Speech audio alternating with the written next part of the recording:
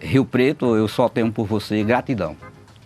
Acolher nosso povo e abrir o espaço que nós estamos construindo. Então, gratidão é a nossa palavra de coração. Obrigado, Rio Preto.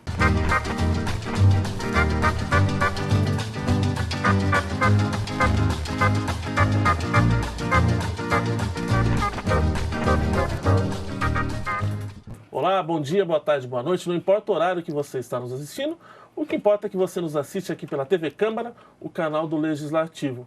A gente está no ar, para você daqui de Rio Preto, no canal 4 da NET. Para a região, no 28.2, sinal aberto digital. Região e também Rio Preto. E para o mundo inteiro no YouTube, basta nos procurar nas nossas redes sociais. Procure por TV Câmara Rio Preto. O entrevistado de hoje é o professor cordelista e estudioso dos assuntos do Nordeste, o professor Cícero Araújo. Cícero, muito obrigado pela tua presença. Opa, é uma honra sempre estar com você. Ô Cícero, eu estava falando antes de começar o programa, você é o segundo convidado que eu repito, porque teu papo é muito bom, é muito bacana. A gente conversou em 2015, estamos agora de novo conversando.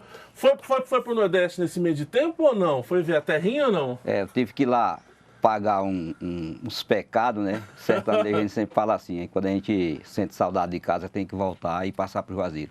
Vai dizer que é uma honra, Matheus, estar no teu programa, estar aqui na TV Câmara, falar um pouco sobre a nossa cultura, sobre o nosso povo, as nossas origens, né? Esse trajeto da migração que não é fácil, né, para muitos, mas aqueles que sobrevivem, como eu, é importante contar a história para aqueles que estão aqui. Deixar o legado, né? Deixar o legado. Você é de onde, ô Cícero? Qual que é a tua terra original, natal? Hoje é de Rio Preto, né?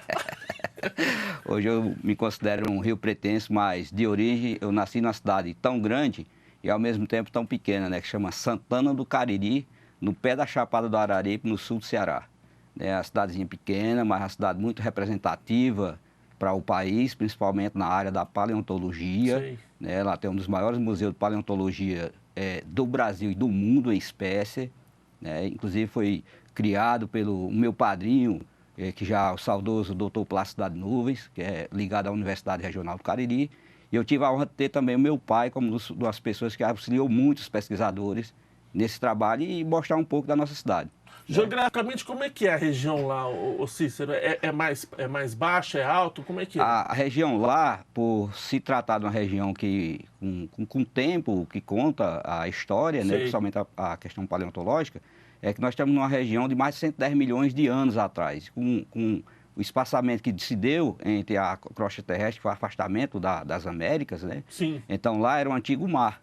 E isso, hoje, lá é um vale, né? É tanto que é interessante que a nossa região é uma das regiões do estado do Ceará e, por se dizer, do Brasil, com o maior número de fontes de águas naturais, né? Porque lá existe um oceano, né, abaixo desse solo. Desse solo, né? E é muito interessante, porque a cidade de Santana do Cariri, assim como o Vale do Cariri, a região de Crato, Juazeiro, Barbalha, até atingindo ali a região de Missão Velha, é uma região que tem muitos balneários e fontes de águas naturais. Né? Lá você tem a sorte de quem mora naqueles pés de serra, você dá banho no jumento com água mineral. Sei. É coisa rara. É coisa rara, ali naquela região. E você está do lado também da terra de Gonzaga, não é? Atravessando a fronteira, não é? A minha cidade faz divisa com Exu, Pernambuco. Eu sempre falo assim, toda vez que Gonzaga abria a sanfona, incomodava meio mundo de gente. Né? Batia ali. Batia ali. E o Luiz Gonzaga, para nós, eu acho que é um segundo santo nordestino. Né? Eu acho que é o santo da cultura, é alguém que tem letra e um legado que marca a história do nosso país. Você está com a camiseta do Gonzaga? Sim. 106 anos do 106 nascimento do Luiz Gonzaga. É isso aí. O maior embaixador da cultura nordestina de todos os tempos. Todos os tempos. Eu acho que qualquer pessoa que falar sobre cultura nordestina deva ter reverência primeiro a Luiz Gonzaga. Sim. E aí depois vem os outros, né? O Luiz Gonzaga, ele carregou as letras de Patativa do Assaré, né, de Dantas e tantos outros, né? E sempre que eu vou ao Nordeste, é dois lugares que para mim é sagrado. É estar em Juazeiro do Norte e estar no Museu do Gonzaga. Eu estive agora em janeiro, junto com um amigo meu, que é o João Francisco, que é daqui da região de Rio Preto, né? Os pais dele são baianos, mas ele já nasceu aqui em Glicério, viveu muitos anos aqui, aposentou, hoje mora em Fortaleza. E ele disse que o sonho dele era conhecer o Museu do Gonzaga, conhecer Juazeiro. Aí eu estive em Fortaleza, eu digo, então vamos descer de carro até o sertão e aí nós vamos conhecer um pouco da nossa cultura. Foi vendo. E foi vendo. E a visão dele, como rio-pretense que nasceu e cresceu aqui nessa região, quando chegou lá, ele não acreditou na riqueza que é aquela região. Né? Falar, qual que é o potencial? Você acredita que isso ainda o interior do Nordeste ainda é uma joia que precisa ser lapidada do ponto de vista turístico, de atração de pessoas e de olhar do poder público? Eu não tenho nenhuma dúvida. Você imagina, do ponto de vista de cultura, né? Porque se você não tem a cultura, sim, ela escrita, ela gravada, ela televisionada, ela mostrada, ela está nas redes sociais, graças a Deus hoje as redes sociais, ela é um fermento propulsor, né, disso, porque imagina quando Patativa escrevia um cordel lá em Assaré e eu estive lá no Museu de Patativa, né? Como é que esse cordel chegava em São Paulo? Hoje, se eu falar uma besteira desse programa, daqui a pouco ela pode bombar na internet. Chega lá nos teus parentes. Já está lá. Já está lá. Isso mesmo. Entendeu? Então, esse poder hoje da mídia social, sim, que ela vem, ela não tem fronteira, ela não tem regulamentação, né? Ela está aí na mão de qualquer cidadão. Então, isso ajudou. O potencial que o Nordeste tem no seu litoral, que é explorado, sempre foi, sim, explorado, o turismo, agora tem um outro potencial, que é o potencial realmente da cultura. Eu acho que esse é um registro maior que precisa ser dado. Nós temos verdadeiros artesãos do mundo do cordel, né, como Zé Lourenço, que está lá em Juazeiro, e tantos outros, né, que são amigos meus, cara que mantém a cultura do cordel viva, mantém a xilogravura viva. Sim. Né? Você tem o pessoal que faz o turismo religioso no Cariri, você tem um pessoal que faz o turismo da música, quando visita Luiz Gonzaga, você tem um pessoal que faz o turismo da paleontologia, que é todo o Vale do Cariri, na questão da pesquisa paleontológica, que, sei lá, é muito forte. Né? Então, são coisas que só aquela região ela tem. Sim. Então, você vê, num curto espaço de tempo, você migrar de um Brasil cultural a um Brasil paleontológico. Então, onde é que tem uma região que tem tudo isso? E você ainda não citou da gastronomia também, né? Não, nem... O que come lá? Ó, eu tive lá, é interessante, porque nós que nascemos e crescemos lá, a gente gosta de algumas coisas que é típica da região. Eu parei o carro em Crato, estava de frente lá de um açougue, eu falei, vou ver se aqui tem tripa de porco. Que é um hábito que a gente tem no Nordeste, comer a tripinha de porco frita com baião de dois, ou então você vai tomar uma cervejinha ou tomar uma ipioquinha, sim, você toma aquilo ali, você está como um aperitivo. Um aperitivo. Um aperitivo. Então é coisa que só tem lá. Se eu falar de tripa aqui, todo mundo fala, nossa, comeu uma tripa... Como é que come isso? Como é que come isso? Né? Então é a mesma coisa, que o árabe, ele come a cabeça do bode, que é uma coisa tradicional nossa. Entendi. Você come a buchada e lá faz a cabeça de bode, entendeu? Então é coisa que é típica de uma região. E a culinária nossa lá é muito forte, porque se você falar hoje a tapioca, ela está na mesa de todo o Brasil. É isso mesmo. Né? Graças à TV, graças aos programas de TV, a gastronomia, né? Ela está em todo o Brasil. Né? Você vê o baião de dois... onde você está no Nordeste, você vai estar lá na barraquinha daquela, tem lá o cara servindo a porção de baião de dois. Isso eu estou falando de coisa muito regional, muito simples do povo, sim, né? Que é uma cultura que não morre, é uma lenda. Né? Dali daquela região. E Cícero, você falou de travessia, como é que foi? Você veio com que idade para Rio Preto? Eu cheguei em Rio Preto, eu tinha 21 anos de idade. 21 anos de idade. Eu vim numa viagem que eu estudei na Escola Agrícola de Crato, porque lá os nossos pais, eles sempre falavam assim, o cabra quando completa os seus 16 anos, 17 anos, ele tem que ir para a escola agrícola, né? Sei. E aí, a escola agrícola é 3 anos de internato. E eu tive essa sorte de passar no vestibular na época e fiquei 3 anos internado. Ao concluir minha escola, eu fiquei com meu pai lá uns 6 meses na roça, tocando lavoura e vendo o que a gente poderia fazer. E o pai era uma pessoa muito visionária, ele plantava feijão em Irecê. Todo ano ele pegava uma safra no Ceará e uma safra na Bahia. E ele falou, vamos conhecer uma terrinha que o seu pai comprou na Bahia. Eu fui. Eu cheguei lá, era uma boca de sertão tão feia que a única coisa verde que eu via era o papagaio, quando voava bem alto, né? E eu brincando com o pai, eu falei, pai, eu acho que não dá não, eu acho que eu vou... Eu acho que eu vou para outro canto, mas se preocupa não. Na hora que chegar lá, o senhor quiser ir também, o senhor vai junto. E eu tinha um irmão que morava no Rio e tinha mudado para cá, que eles trouxeram alumínio para essa região. Eles trabalhavam com mascate, né? Sim. Então tem uma parte da família que morava lá e meu irmão resolveu vir para Rio Preto junto com o sogro dele. Aí eu falei, acho que eu vou em Rio Preto. Não sabia onde era o mapa de Rio Preto, não sabia nem para onde ficava. Eu sabia que se eu saísse de Irecê para Brasília, de Brasília eu chegava em Rio Preto.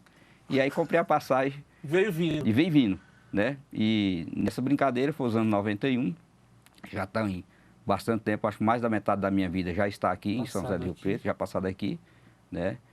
Dizer, os primeiros momentos não foi fácil, mas a gente chega numa cidade, que a gente vê a cidade que ela mostra o seu desenvolvimento, sim, e aí você tem que se jogar nela. Né? Sabe, rio quando tem correnteza forte, Se você ficar na beirada, você fica na beirada. Então você tem que pular no meio e aprender a nadar. E foi isso que eu fiz. Como é que foi essa chegada? Além esse susto inicial, como é que foi a recepção aqui? A comunidade nordestina era forte? Como é que era organizada? Como é que era na época? Não. O nosso povo, por si só, ele é um povo muito trabalhador. Por ser tão trabalhador, às vezes não se organiza tanto. Ele não tem tanto tempo para a organização. E o que falta e o que eu vejo ao longo desse tempo é aqueles que pensam, assim como eu, a gente se unir muito mais. Porque o cara que veio como eu para estar no canteiro de obra 8 horas, 10 horas, 12 horas por dia, ele não tem muito tempo para pensar em organização. Eu falo que eu ficava no canteiro de obra conversando com os caras que eram pedreiros, servente, igual eu era servente da obra, e falava, acho que nós precisamos fazer algo para que a gente possa estar mais unido, estar mais junto, né? Mas o cara que está no canteiro de obra, que tem filho para criar, tem aluguel para pagar, que ele não tem a moradia dele, ele não tem como pensar nisso, né? Tanto que tem um zabumbeiro que é um amigo meu, o Zé falava assim, se isso é doido, como é que eles querem criar um projeto para unir nós aqui?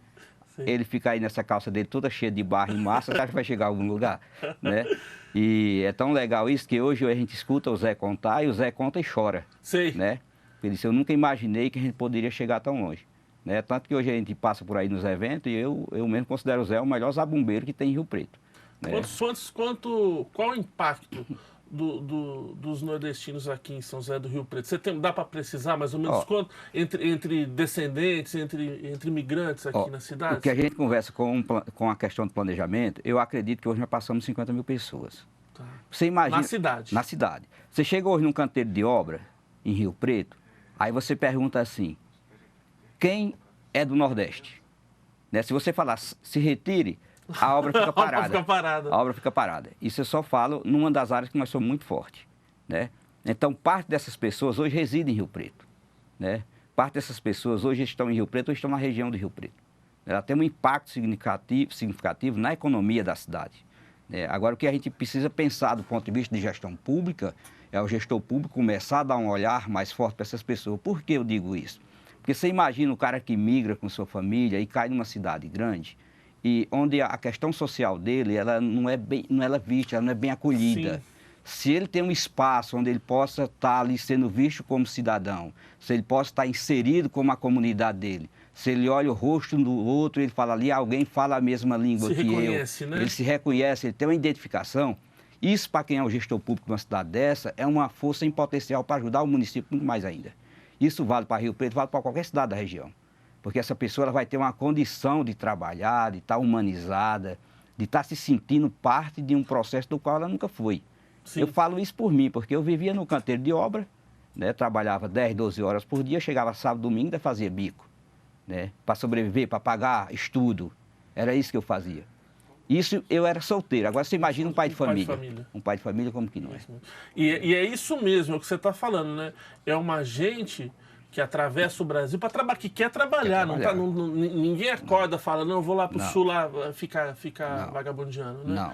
É uma pessoa que precisa ser acolhida e entendida aqui. O perfil do migrante hoje, Cícero, mudou um pouco? Os que chegam agora, o que você sente? Eles já chegam pensando em voltar? Eles chegam querendo fazer família? Vem com a família? Como é que é hoje em dia? Hoje, devido a essa questão do desenvolvimento que deu muito no país, e hoje o Brasil, ele criou muitos polos de desenvolvimento.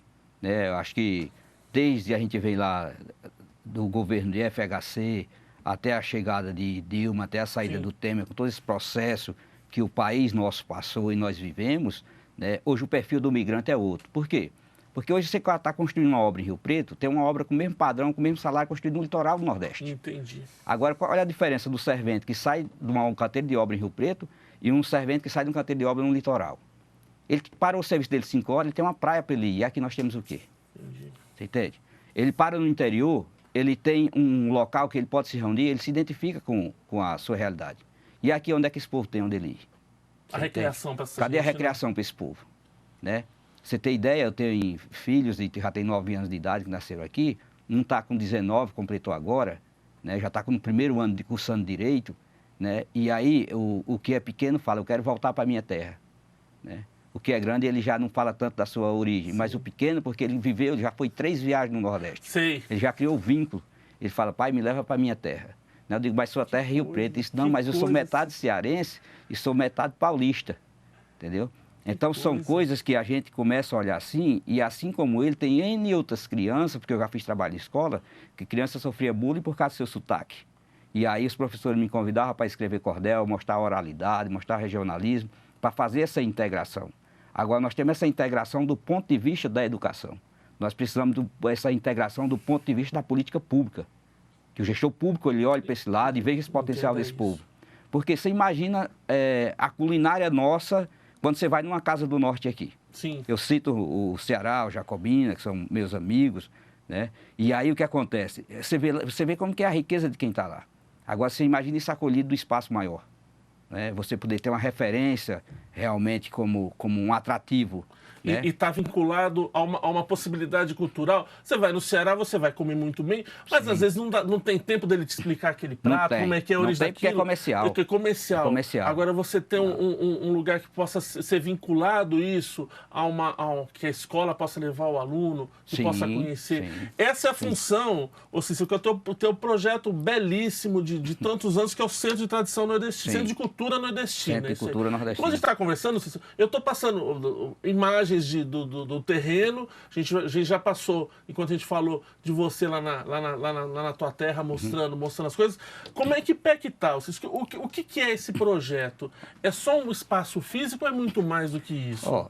Se eu falar do ponto de vista do espaço físico, ele é bacana, mas ele é um espaço muito mais histórico. Né? Eu conversava com o Aldo Rebelo, e quando ele era ministro ainda no governo Dilma, ele falava, esse trabalho é belíssimo e nós temos que apoiar. Né? Aconteceu as coisas que aconteceu, o projeto a gente não conseguiu encaminhar como a gente estava encaminhando. O terreno existe. O terreno existe, nós conseguimos, graças a Deus, uma grande parceria. A gente agradece muito à construtora Construoeste, né? Eles fizeram a terraplanagem para a gente. Você tem ideia, lá foi uma ordem mais ou menos, acho que uns 200 mil reais de investimento em terraplanagem, que eles precisavam subir o terreno, e os meninos falavam para mim, a gente não vai conseguir fazer isso nunca, porque é muito caro uma terraplanagem dessa. E aí uma conversa com alguns engenheiros aqui na prefeitura, tudo, eles me chamaram, conversaram, viram o projeto e falaram, a gente vai te ajudar, né? Então isso é coisa que é parceria, esse é um projeto de parceria. Esse não é um projeto para o nordestino, esse é um projeto para a cidade de Rio Preto. Esse é um projeto para contar a história daqueles que aqui passaram, aqueles que aqui estão e aqueles que virão para essa cidade, né? Eu acho que um projeto desse, ele nasce um intercâmbio de uma cidade dessa, que é um polo regional, com um polo de estados de um país. Você imagina o Nordeste, são 9 estados. Imagina você construir um projeto desse numa cidade dessa, o que você não vai conseguir trazer de valor da cultura, do artesanato, da culinária, da música, né? O intercâmbio que Rio Preto pode ter é com 9 estados da União. Eu não estou falando de uma entidade que representa apenas um segmento A. Eu estou falando de uma cidade que representa uma cultura de um país. Então, a proposta nossa de um projeto é saber que um professor que está na rede municipal, ele quer falar de cultura popular, ele quer falar de uma parte da cultura e da literatura de cordel, ele vai ter um espaço de museu e de pesquisa lá dentro. Como eu já fiz vários trabalhos com universidades aqui, né? Eu falo de uma universidade que quer fazer um trabalho mais aprofundado, vai lá ter espaço de pesquisa, né? Vai ter um cientista político que quer ver o que é a narrativa, o que esse povo intercedeu na cidade, o que esse povo contribuiu para essa cidade e contribuiu para essa região. Eu tenho um tio que na década de 50 veio desmatar Presidente Prudente, entendeu? Então, da geração do meu tio de 50 para hoje, quantos de nossas famílias já vieram para o estado de São Paulo? Agora, o que nós, do ponto de vista da política pública, o gestor público que assiste a uma matéria dessa, o que ele, enquanto gestor, está fazendo para essa população? Que muitos deles que são eleitos têm o voto desse povo nordestino. Claro, com certeza. O voto desse povo, tem gente que trabalha com eles. Agora, eu, enquanto representante desse povo, o que tenho feito por eles? Né? É essa pergunta que nesses 28 anos, já está completando 29 anos que eu estou em Rio Preto, eu faço todos os dias, né? Porque a nossa luta não é para construir um ponto só. É fazer dessa uma referência e aberta a todos. Não é aberta só ao povo nordestino, é aberta à sociedade de Rio Preto e região. Nós estamos numa região de 2 milhões de pessoas. E nessa região de 2 milhões de pessoas, você não vê nenhum trabalho de pesquisa focado com relação a essa população. E essa população que acorda cedo e faz o café ou o leite do menino no condomínio, essa população que acorda cedo e está lá abrindo a porta de um canteiro de obra, é aquela que está lá dentro do hospital e ela está lá fazendo a cirurgia. Eu cito aqui o doutor Renato Silva, que é baiano, um dos grandes representantes dessas propostas. E quando me conheceu, falou, eu quero ir na tua casa que eu quero te conhecer, né? E aí ele conheceu a proposta do projeto e falou, nós precisamos estar juntos para fazer. Então, esse trabalho... Essa rede, né? É uma rede de pessoas, e aí se soma o quê? Você imagina, Rio Preto é uma metrópole, né? Rio Preto é uma metrópole. Só não sabe o potencial dessa cidade, quem faz o eixo Rio Preto-São Paulo. Você tem que viajar ao Brasil para saber o que é isso aqui. Rio Preto, ela só tem um defeito, ela tinha dois. Um é que nós vamos, com fé em Deus, e nosso padre em Padre Cícero construiu um CTN em Rio Preto. E o outro é que ela poderia ser na divisa do Nordeste. Quando você quisesse ir na praia, você estava na praia. Você estava na praia. Aí estava feito, Era né? o paraíso. Então, isso seria o paraíso, entendeu? Mas é uma potência essa cidade. E do ponto de vista da educação, do ponto de vista da culinária, transporte. As gestões públicas que vêm passando ao longo do tempo, cada vez mais, vem melhorando a condição e a qualidade de vida das pessoas. Não é à toa os prêmios que essa cidade ganha. O reconhecimento, Reconhecimento. Né? Então, tudo isso... Né, que a gestão pública faz, vai ter a mão desse povo que está por trás dando sua contribuição. Agora, esse povo também precisa ter um espaço de lazer, um espaço adequado para fazer sua celebração. Você imagina o mês de junho, para um nordestino, ser um São João. Ser um São João, né? É como você ter uma Semana Santa sem um Cristo. Sei. É a mesma coisa, porque é da nossa cultura, é do nosso povo. De celebrar. De celebrar. De estar aqui. De estar aquilo. Ó, nós fizemos uma fogueira de São João, o ano atrasado, lá na área da CTN, nós fizemos um evento grande lá, e aí tem os dois senhores que moram na minha rua, lá no Santo Antônio, na Rua 10. Eles são um paraibano e um alagoano. E aí estava a banda, estava os meninos sanfoneiros lá tocando, aí eu falei pro seu Lorival, eu vou pôr fogo na fogueira. Qual a música o senhor vai puxar? Ele começou, a fogueira está queimando. Você vê um casal de 78 anos chorando, né? E falar assim, ó, pela primeira vez eu vi uma festa nossa em Rio Preto. Aqui em Rio Preto. Aqui em Rio Preto, entendeu?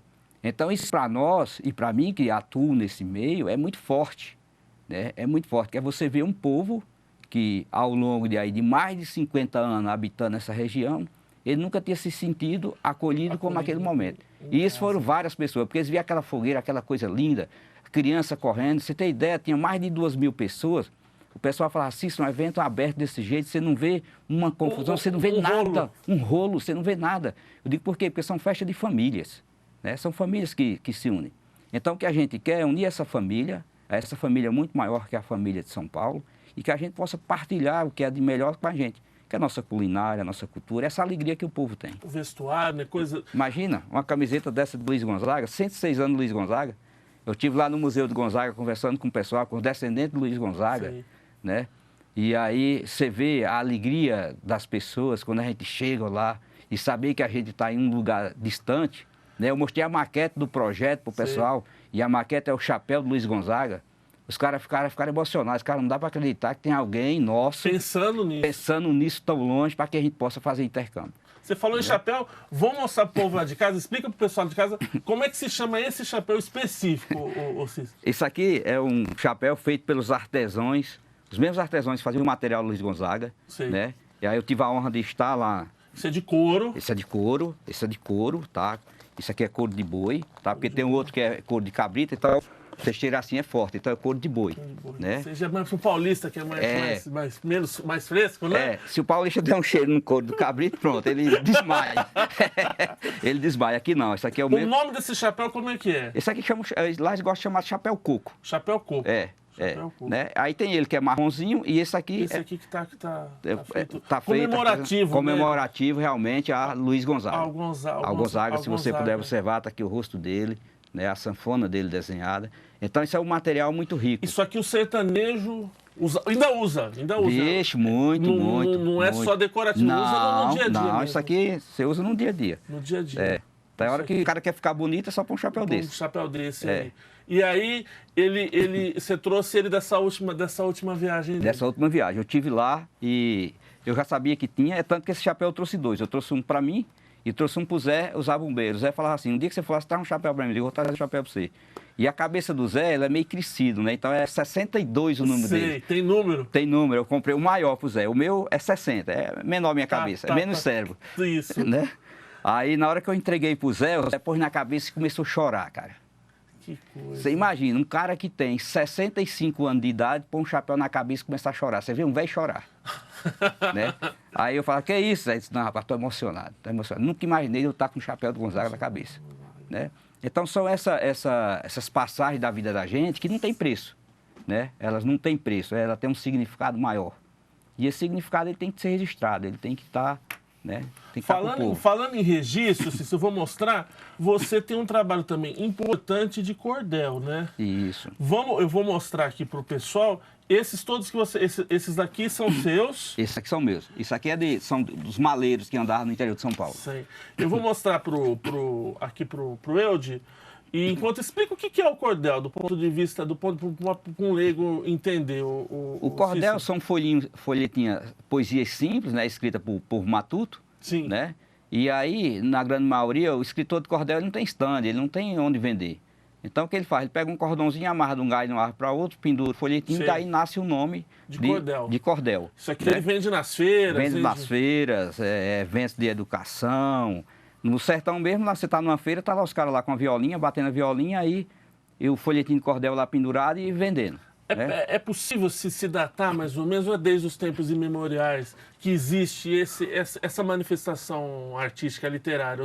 Esse material, pelo estudo que a gente faz, desde o final do século XVII já tem histórias dele aparecendo aqui no Brasil. Sim, uma coisa meio do trovador. Meio do trovador, isso. Escrito mesmo, ele começa com Leandro Gomes de Barros, o Ataíde, em Recife, né, que são os caras que começam a dizer assim, não, nós precisamos colocar isso num material. Tá. Né? E aí fazer registro realmente do cordel em folhetinho. São trovas que ele vai fazendo. Ele vai criando e aí, de acordo com a situação, cai um raio agora. O cara vai lá e imagina e cria um cordel. E vai fazendo. Então, eu estou vendo aqui, Cícero, para minha ignorância, e você vai dar risada, a gente pensa que é só de temas muito específicos do Nordeste, mas não, o céu é o limite, né? O céu é o limite. Aqui estão construindo redes sociais, eu imagino que o político que não existe... Isso. As Maravilhas de São José do Rio Preto, quer dizer, ele é o tema que está mais a... Você tem ideia, esse Maravilhas de Rio Preto, eu acompanhei muito um trabalho e eu leio muito o Diário da Região. Sim. E eu conheci Rio Preto pelo Diário da Região,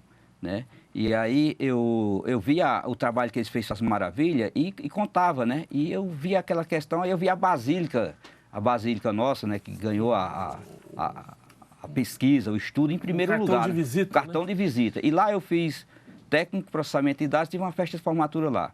Quando eu me formei em ciência da computação, eu tive a minha festa de formatura lá. Aí eu cheguei na padaria lá no bairro, aí vi a matéria. Eu comprei o jornal, sempre compro o jornal cedinho, fui para casa ler, comecei a ler. Aí nessa brincadeira da leitura, eu comecei a escrever um cordel. Sei. Né? Fui escrevendo um cordel, tal.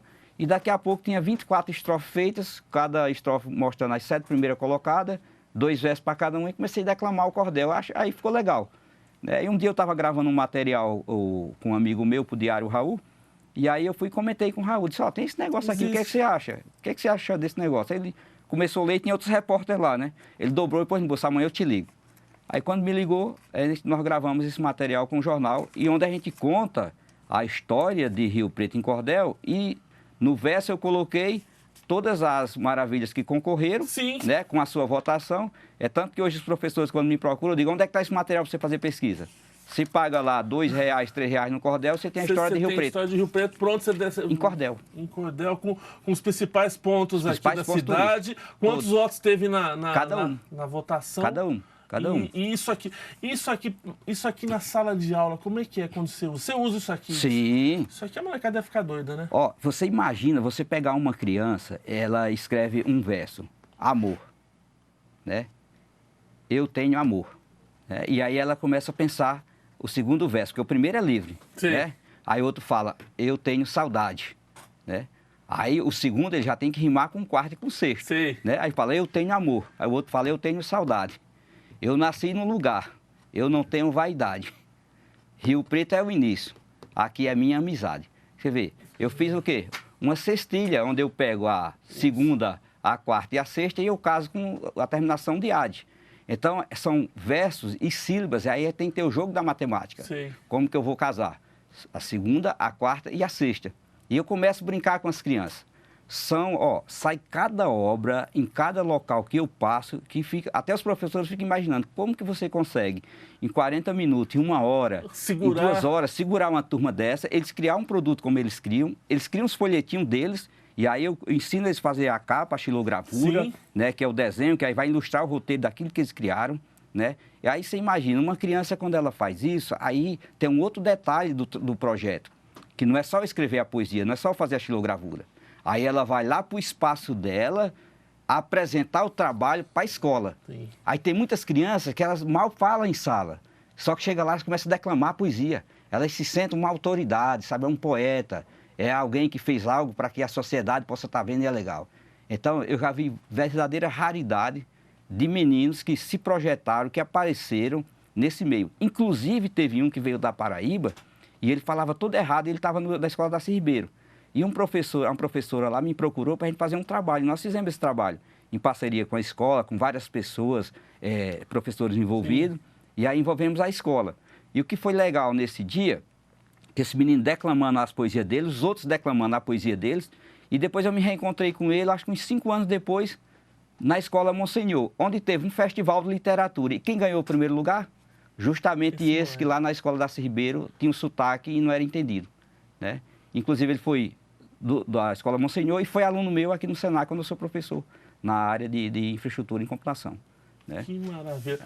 Fantástico. Cícero, acabou. Acabou? Acabou, mas já fica o convite já para um próximo programa para falar mais da cultura nordestina, desse papo tão bom que sempre rende assunto, né? Legal, eu só quero agradecer a você, Matheus, a TV Câmara, e dizer que estamos abertos. E precisamos de apoio para construir a nossa obra. Vou pôr aqui embaixo, então, um contato aí, quem quiser entrar em contato com você, rede social, a gente posso pôr aqui embaixo. Pode colocar aqui o meu celular, e aí, tranquilo. Quem quiser te procurar também para palestra, para falar tranquilo. Sobre isso. Estamos à disposição. O importante é que a gente faça de Rio Preto uma cidade incluída culturalmente, realmente, né? Porque é uma cidade que tem uma cultura forte e precisa ter mais espaço para que mais pessoas possam estar visitando coisas diferentes desse Brasil. Perfeito. Ok? Então é isso, gente. O programa acaba por aqui. Conversei com o professor Cícero Araújo e você continua com a belíssima programação da TV Câmara, o canal do Legislativo. Já sabe que pode assistir esse programa no nosso YouTube. Basta procurar TV Câmara Rio Preto. Até semana que vem. Tchau!